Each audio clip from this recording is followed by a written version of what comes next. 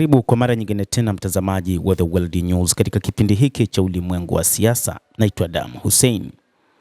Ujerumani inasema NATO ipo hatarini dhidi ya Urusi. Urusi wakati wowote inaweza ikashambulia nchi za NATO. Waziri wa mambo ya nje wa Ujerumani Johann Wadephul anaamini kwamba sasa NATO ipo hatarini na Urusi inaweza kutumia uwezekano wa usitishaji mapigano ya Ukraine ili kujiandaa kuishambulia nchi mwanachama wa jumuiya ya kujihami ya NATO. Hata hivyo, mataifa mengi katika NATO yanaeleza juu ya Urusi kutaka kuwashambulia, lakini hadi wakati huu hakuna taifa ambalo limetajwa moja kwa moja kwamba hilo ndio target ya Urusi ambayo baada ya vita hivi Urusi itaishambulia nchi hiyo. Uingereza ilidai hivyo hivyo kwamba nchi ya Urusi itashambulia mataifa ya Umoja wa Ulaya ama nchi za NATO, lakini haikueleza kwamba ni taifa gani, licha ya kwamba ilikuwa ikieleza mara kwa mara kwamba kuna mipango inayopangwa na Urusi kuishambulia Uingereza, lakini hadi wakati huu hakuna uhakika wala taifa ambalo limetajwa direct ama moja kwa moja ambayo itashambuliwa na jeshi la rais wa Urusi Vladimir Putin. Akizungumza na shirika la habari la Ujerumani DPA, Wadephul alisisitiza kuwa hakutaka kuelezea namna tukio hilo litakavyotokea.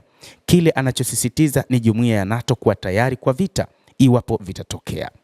Hata hivyo, hili linathibitisha kwamba hakuna uhakika wa Urusi kutaka kushambulia nchi yoyote katika NATO ama katika Umoja wa Ulaya. Kumekuwa na taarifa pia zikieleza kwamba kuna ndege zisizokuwa na rubani ambazo zimepita katika anga la mataifa ya NATO ikiwa ni pamoja na Poland na hata Ujerumani. Lakini taarifa hizi bado hazikuthibitisha kwamba ni Urusi ambayo imepitisha ndege zake hizo zisizokuwa na marubani. Watu wa Ulaya pamoja na NATO wanaamini kwamba hizi ndizo chokochoko zinavyoanza ambapo Urusi inaanzisha.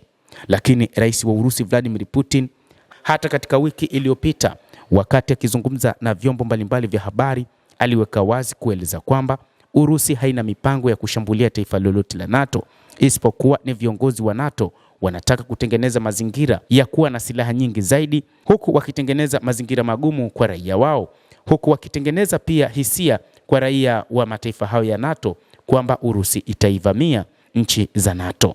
Kiongozi huyo amesema kwa sasa jumuiya hiyo inaongeza uwezo wake wa ulinzi, huku Ujerumani nayo ikiimarisha vikosi vyake, kuongeza idadi ya wanajeshi pamoja na vifaa vya kivita, ikijipanga kukabiliana na mashambulizi ya Urusi.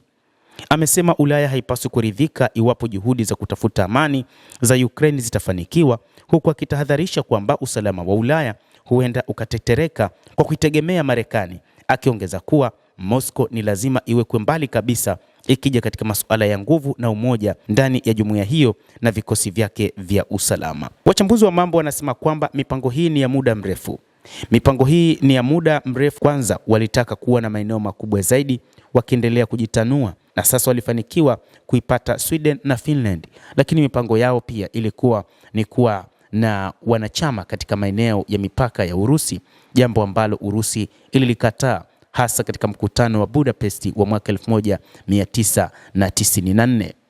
Mwezi uliopita, waziri wa ulinzi wa Ujerumani Boris Pistorius pia alisema kile alichokisema Wadephul kwamba Urusi huenda ikaishambulia nchi mwanachama wa NATO upande wa mashariki mwa Ulaya ifikapo mwaka 2029 baada ya kuimarisha jeshi lake huko. Ujerumani sasa imesisitiza hatua ya kuunga mkono kikamilifu Ukraine au kuipa uhakika wa usalama hasa kutoka Marekani, wakati mazungumzo ya juhudi za kidiplomasia kuhusu usitishaji wa mapigano zikiwa zinaendelea. NATO imesema nchi wanachama lazima ziendelee kuunga mkono Ukraine.